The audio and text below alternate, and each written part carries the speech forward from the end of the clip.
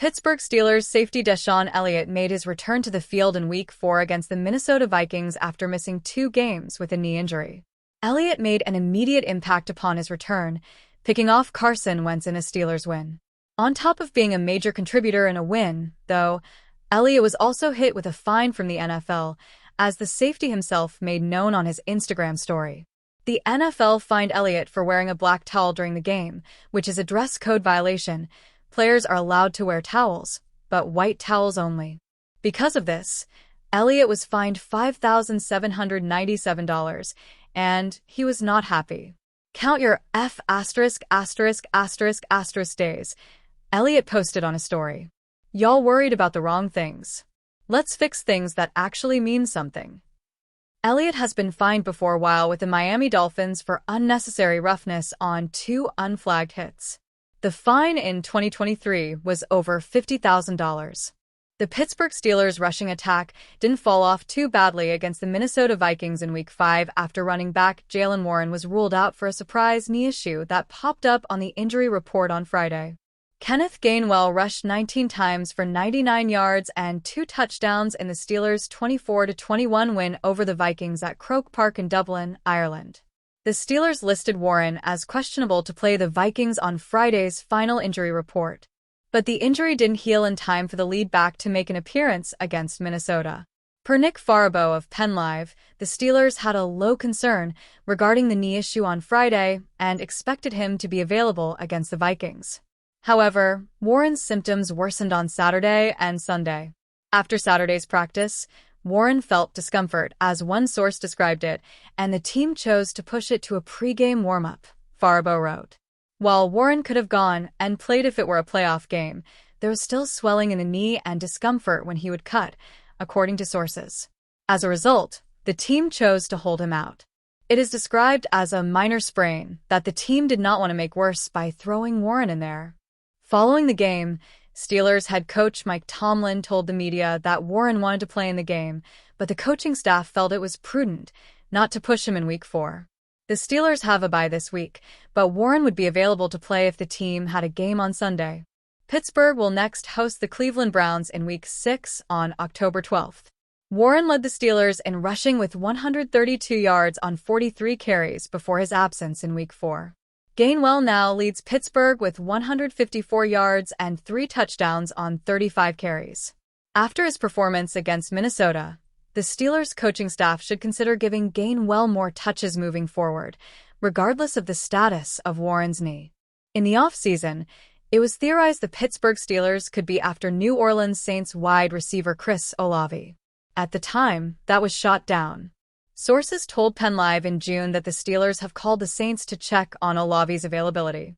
The Steelers were interested in the 24-year-old, but sources described that call as a due diligence call. The Saints had already picked up Olave's 5th-year option. What would the cost be? League sources said in June there was a consensus that it would take at least a day 2 pick, likely a second-round pick, for the Saints to part ways with Olave. However, Saints insider Nick Underhill says veteran Saints players are expected to be on the market as the trade deadline nears, meaning that Olave could be on the move. There are teams interested in some of the Saints' veteran players, and they'll be watching to see who becomes available in the coming weeks, league sources tell me. There's a feeling around the league that New Orleans will be open to hearing offers in the coming weeks, Underhill said. Due to his age and production, the Saints could view Olave as an untouchable. It might be likelier to prize someone like Brandon Cooks or even Rashid Shaheed than Olave. However, teams will likely come calling, and if the Steelers want to make a splash, Olave could be that guy. The Pittsburgh Steelers received a positive injury update on wide receiver Calvin Austin III on Friday. But that doesn't mean the Steelers couldn't still target a receiver, such as Allen Lazard, on the NFL trade market. PennLive.com's Nick Farabaugh included Lazard on his short list of potential external possibilities to replace Austin. Another veteran who is not the focal point of the offense he plays in anymore, Lazard feels like the type of player who is the easy button option for the Steelers, Farabaugh wrote. He brings a bigger, physical presence than the Steelers have in the room, and the Aaron Rodgers connection is obvious. Lazard is in his 8th NFL season. The 2025 campaign is the first season he isn't teammates with quarterback Aaron Rodgers. The receiver became teammates with Rodgers late in his rookie year. Lazard first joined the Green Bay Packers practice squad in December 2018. He made his NFL debut during Week 17 of that season. Over the next 4 years, he became a regular contributor and starter for the Packers. Lazard followed Rodgers to the New York Jets in 2023.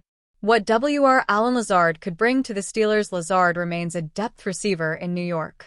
He's played just 66 offensive snaps, while appearing in 3 games this season. Faribault argued Lazard might be a better fit back with his old quarterback in Pittsburgh. The Steelers could benefit too. So far this season, Lazard has just 3 catches, and while he was eager to prove himself away from Rodgers, it might be better for him to settle back into a comfortable pocket, wrote Faribault.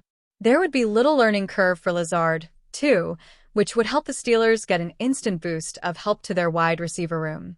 Lazard's best statistical season came in 2022 when he had 60 catches for 788 receiving yards.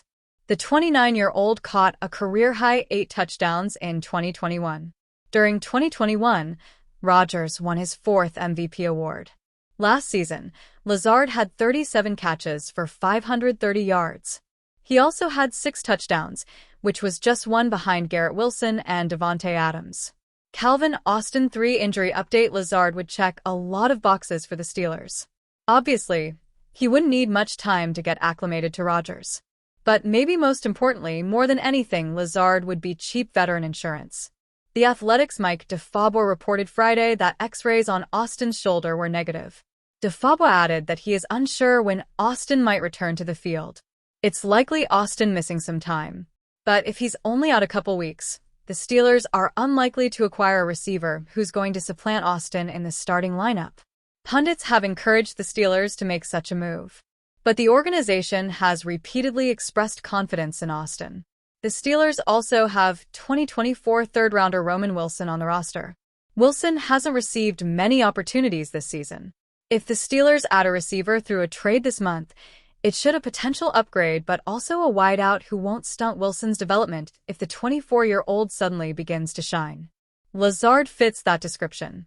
Because of his NFL experience and rapport with Rodgers, he could be Pittsburgh's WR2. But he also could fulfill a WR4 role. The Steelers are potentially in the market for a receiver because Austin suffered a shoulder injury during Week 4. The wideout underwent testing at a Dublin hospital after sustaining the injury. The Pittsburgh Post-Gazette's Jerry Dulock initially reported Austin was expected to miss several weeks. But updates since then have been more positive. One update came from Austin himself, where he said he was all good in a social media post. Along with Lazard, Faribault named Buffalo Bills Curtis Samuel and Indianapolis Colts Alec Pierce as potential receiver options for the Steelers.